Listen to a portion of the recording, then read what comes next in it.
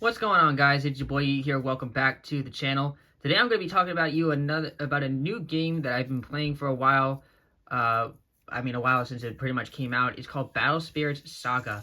A lot of people for those who don't know, this is like a TCG game, trading card game.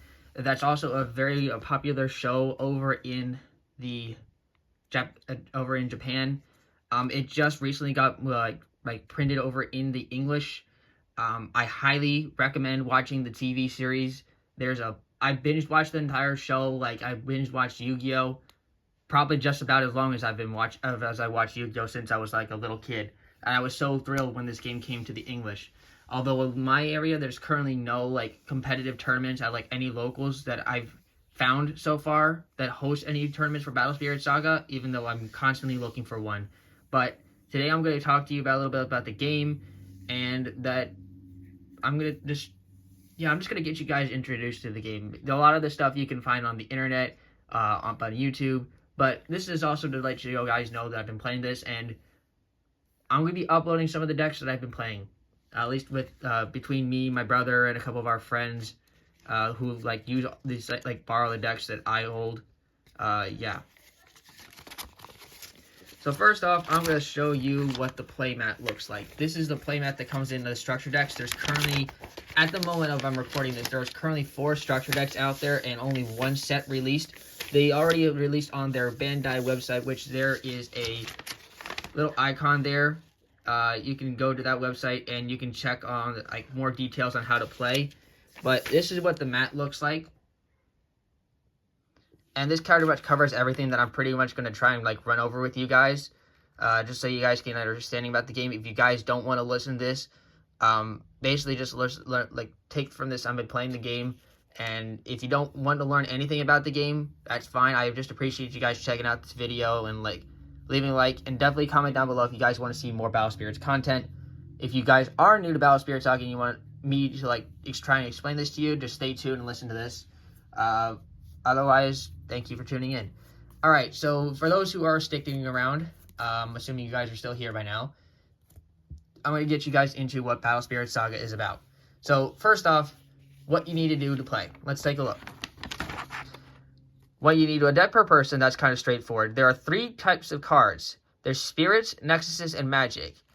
And your deck is made of 50 or more cards of your choosing. You can have up to 4 copies of a card with the same name. Cores, you'll need about 30 chips. I have these. These come in like the structure decks in pack. The red one is what's called a soul core, and these blue ones are what are called just regular core. The soul core is like used for special effects and stuff like that. And it mentions here that you can only have 1 soul core, and you should be easily apart from the regular. You can't get more than 1 soul core, but the cores accumulate over the time. I'll tell you that much. And as for the cards, I have some copies of cards here so you can see what I'm talking about better. So it's identified by these in the corner. So there's a Nexus, a Magic, and Spirit. So at the top of the card, like, I don't have to explain. I'm pretty much going to just summarize this all up in my own way as I go. But all the information I'm explaining is here.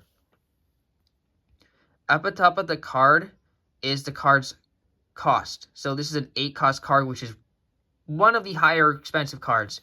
And you use the core to summon it.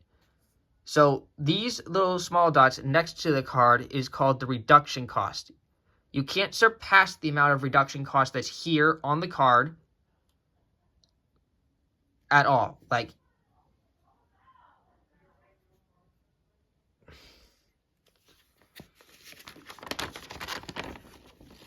basically what I'm trying to explain in words is what it says here. It's how to pay a card's cost.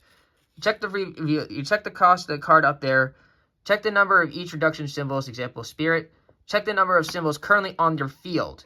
So there's currently 3 on the field, so that card now becomes a 3 cost. So 6 minus 3 is the net cost. So it's like a business, and you have to figure out how much you have left over. Then you move core from your reserve over to the trash in order to summoning the Spirit.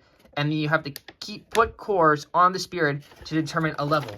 Like, for example, the Supernova Dragon Seagram Nova that I have here, it takes 1 core to keep it at level 1, 3 cores to level 2, and 5 to level 3. And there's like effects that come in like that this card gets when it's a level 2 or 3. Like there's 1, 2, and 3 effects that are when summoned, or Flash Awaken effects. And some of them have like these additional text at the top that doesn't even become past the effect. That's just like how the summoning of the card like becomes. There's classes up at the top here. Seaworm Nova is a Star Dragon Valiant hero. This card in the first series, which is the main important one, explains the Bears of Coors Light and Overworld King. Just called Battle Spirits Bashindan. That pretty much one.